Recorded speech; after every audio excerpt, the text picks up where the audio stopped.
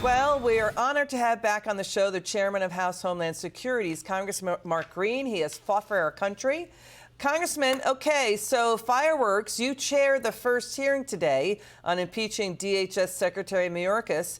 He says he did nothing wrong. You say he broke the law. High crimes and misdemeanors. What are they?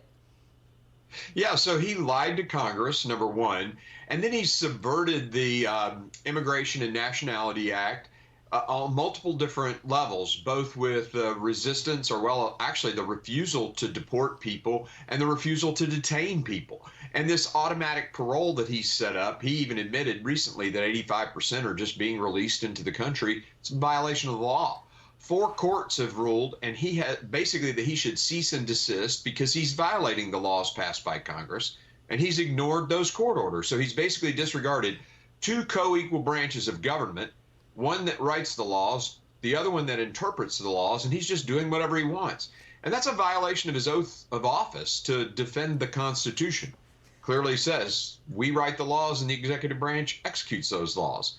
Of course, the lying to Congress and things like that. So we think he's abused his office and he needs to go. But Congressman, we've interviewed Border Patrol authorities and border officials. They say as well that he is violating the law. So are Democrats hearing this message?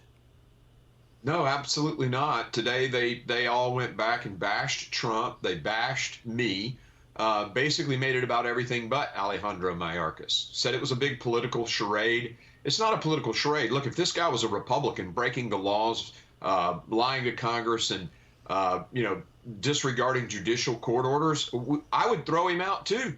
You can't have a cabinet secretary who just blows off the laws of the land and his oath to the Constitution. So they're acting like they're above the law. And ostensibly, they think they're being humanitarian. They're just going to say, Congress, we don't care what you say. We're the humanitarians. We're going to open the border. But there's mayhem at the border, as you've been covering and probing. The border neighborhoods are facing high crime. They're facing plummeting real estate values because of trash and the like. Fentanyl crisis. Human drug trafficking cartels have operational control of the border. That's what border officials are telling us, that they control the border. Yeah, absolutely. I mean, so all of those actions that he's taken through his policies that have broken the laws, defied the court orders, the result has been hundreds of thousands of dead Americans due to fentanyl and other things. Many, and it's not like, today one of the Democrats said, well, just say no, Americans could just stop. Yeah. Well, there have been many deaths, many deaths, little kids that accidentally encounter it in a hotel room. I mean, that kid couldn't just say no, and her parents, that father's not walking her down the aisle someday. I mean, this is insane. Okay, we've got high school children in Brooklyn, New York. They have to now do remote learning from home because the city is using their school, James Madison High School, to temporarily house nearly 2,000 illegal immigrants because of bad weather. Also, the governor of Massachusetts has been asking residents to take in illegal immigrants into their home. The border crisis is out of control. Let's watch this sound. Listen to this. I think it's disgraceful. I mean, just think about it. You're a parent in the Bronx. Was it Brooklyn or the Brooklyn? You're a parent in Brooklyn.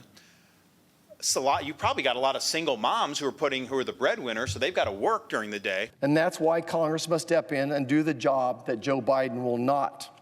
Secretary Mayorkas has no control of the border. We've had 33 months with more than 150,000 illegal boarding crossings and 19 months with more than 200,000 illegal border crossings, including a new 1-month record of over 300,000 this past December. And according to his own DHS, they've admitted they have no way to determine if these individuals have a criminal history. And sadly, the stories that aren't being told enough is that right now, Secretary Mayorkas has misplaced approximately 100,000 migrant children here in our country. I'm honored, I'm proud that so many of my colleagues would join me here today as we outline the many reasons why there's no time to waste when it comes to firing Secretary Mayorkas. Final word, Chairman Green.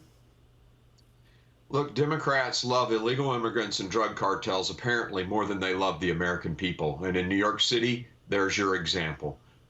We have to get rid of Alejandro Mayorkas. Got it. Congressman, good to see you. Thanks for joining us.